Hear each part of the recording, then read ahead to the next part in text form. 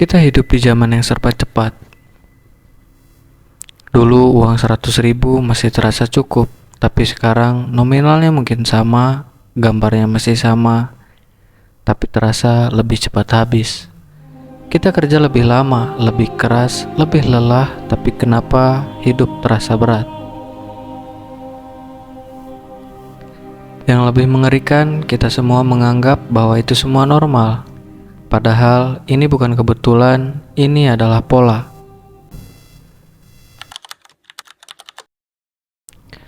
Untuk memahami kenapa hidup terasa makin sulit, kita harus mundur sedikit ke awal tahun 2000. Indonesia baru saja bangkit dari luka besar, krisis ekonomi pada tahun 1998. Ya, kita semua tahu sejarah telah mengukir kejadian di mana ekonomi Indonesia pernah benar-benar hancur.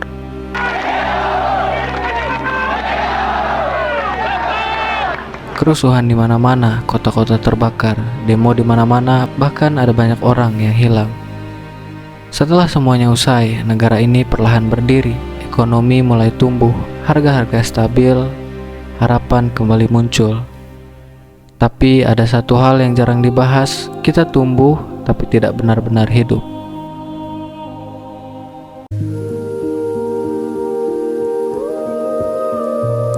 Kita adalah negara dengan sumber daya alam terkaya di dunia, rempah, pertanian, perikanan, tambang, wisata alam, dan keanekaragaman hayati yang tidak ada di belahan negara manapun.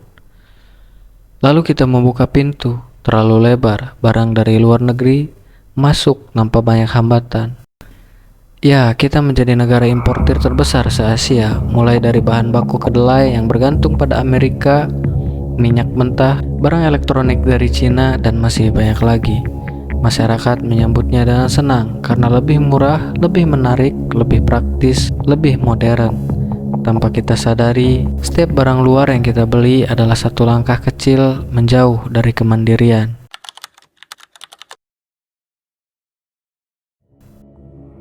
Masuk pada tahun 2010, teknologi berkembang sangat cepat. Teknologi masuk ke dalam genggaman. Dan ya, semuanya jadi lebih mudah. Membeli barang tinggal sekali klik, membayar tinggal scan, menunggu hanya dengan hitungan hari. Dunia terasa dekat, terasa cepat, dan terasa mudah. Kita semakin sering membeli, lalu ada satu hal yang berubah pelan-pelan, kita semakin jarang memproduksi. Negara ini perlahan berubah dari tempat yang menghasilkan menjadi tempat yang menghabiskan.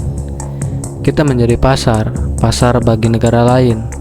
Ya, kita seperti bayi yang terus disuap oleh kemudahan, sehingga membentuk diri menjadi manusia yang tidak punya inovasi. Banyak yang mengatakan kalau produk lokal tidak lebih baik dari produk luar.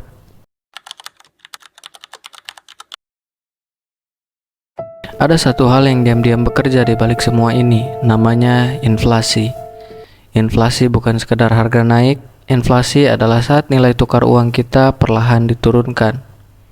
Tanpa suara, tanpa berita, tanpa peringatan. Dulu 50.000 cukup untuk banyak hal, sekarang 50.000 seperti lewat begitu saja. Masalahnya bukan kita boros, masalahnya uang kita tidak lagi sekuat dulu. Dan yang lebih berbahaya, kita mulai terbiasa. Pada tahun 1998, rupiah terjun bebas menjadi 17.000 per dolar. Dan itu sudah cukup untuk membuat Indonesia terguncang. Tapi hari ini siklus itu kembali. Tapi kenapa banyak orang sekarang memilih diam, seakan sudah lelah dengan apa yang sudah terjadi? Kita sering mendengar gaji naik setiap tahun. Ya, memang benar. Tapi kenaikannya tidak pernah cepat. Bandingkan dengan harga, makanan naik. Dulu Indomie Rp500 per bungkus. Tapi sekarang Rp3.500. Bensin yang menjadi bahan bakar kalian setiap hari kenaikannya lebih dari 40% dari tahun 2000. Pada akhirnya ongkos transportasi menjadi mahal, ongkos kirim barang, sewa, rumah, tanah, dan lain-lain. Itulah akibat dari rupiah turun, karena kita adalah negara yang mendewakan barang impor. Ketika rupiah melemah, harga barang yang dibeli menggunakan dolar menjadi mahal. Akibatnya setiap instansi perusahaan hanya memiliki dua pilihan untuk menutupi modal: menaikkan harga produk yang mereka jual atau mengurangi biaya karyawan. Ya, kita semua tahu bahwa semua bisnis ingin memiliki keuntungan. Kita seperti berlari di atas treadmill, lelah tapi tidak benar-benar maju. Di titik ini, orang-orang mulai berpikir, kenapa hidup makin sulit?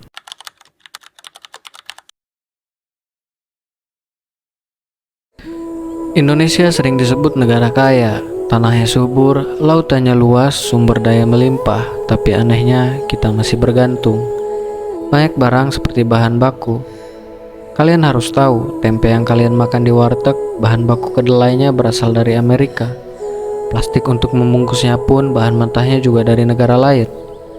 Bahkan kebutuhan dasar seperti pakaian yang kalian pakai datang dari luar negeri. Ini bukan sekadar perdagangan, ini ketergantungan, dan saat bergantung, kita kehilangan kendali. Bismillahirrahmanirrahim. Demi Allah, saya bersumpah akan memenuhi kewajiban Presiden Republik Indonesia dengan sebaik-baiknya dan seadil-adilnya, memegang teguh Undang-Undang Dasar. Setiap beberapa tahun, pemimpin silih berganti. Wajah baru-baru itu datang membawa janji baru, kebijakan, dan aturan. Harapan dibangun kembali. Tapi masalahnya yang kita hadapi tidak benar-benar selesai. Kenapa? Karena sebagian solusi hanya menenangkan, bukan menyelesaikan. Bantuan datang, lalu habis. Subsidi diberikan, lalu dicabut. Yang kita butuhkan adalah perubahan sistem, bukan sekedar penyesuaian sementara. Dan disinilah sampai pada bagian yang paling penting. Kita tidak dipaksa menjadi miskin, tidak. Kita dibuat cukup. Cukup untuk makan, cukup untuk bertahan hidup, cukup untuk kembali bekerja esok hari. Tapi tidak cukup untuk berkembang, tidak cukup untuk bebas. Dan tanpa kita sadari, kita hidup dalam lingkaran. Bangun, kerja, habis. Begitu terus sampai kamu mati. Ini bukan kebetulan, ini sistem yang bekerja dengan sangat halus. Tidak diajarkan di sekolah, tidak dicatat dalam buku sejarah. Karena ucapan mereka di depan layar akan selalu manis, tapi di balik layar, di balik meja itu, kita tidak tahu apa yang mereka rencanakan. Dampak nyatanya bukan cuma pada isi dompet, tapi juga isi kepala. Banyak orang jadi mulai cemas, stres, overthinking, mudah lelah, mudah kehilangan arah. Banyak yang bekerja tanpa tahu tujuan, banyak yang hidup bukan untuk berkembang, tapi hanya untuk bertahan hidup.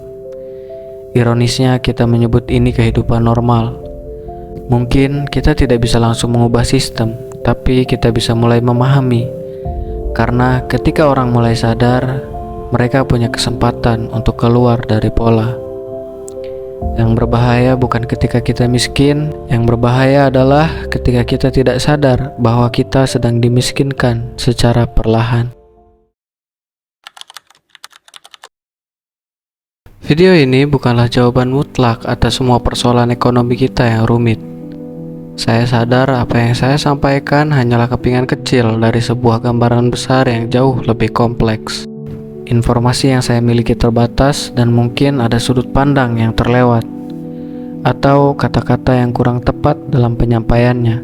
Untuk itu, dari hati yang paling dalam, saya memohon maaf jika ada kesalahan data atau interpretasi yang kurang berkenan. Niat saya sederhana, mengajak kita semua berhenti sejenak, melihat sekeliling dan mulai bertanya pada diri sendiri. Karena terkadang kesadaran adalah langkah awal menuju perubahan. Terima kasih sudah meluangkan waktu yang sangat berharga untuk menonton dan berpikir bersama saya hari ini.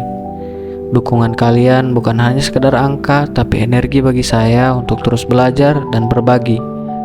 Sampai jumpa di narasi berikutnya.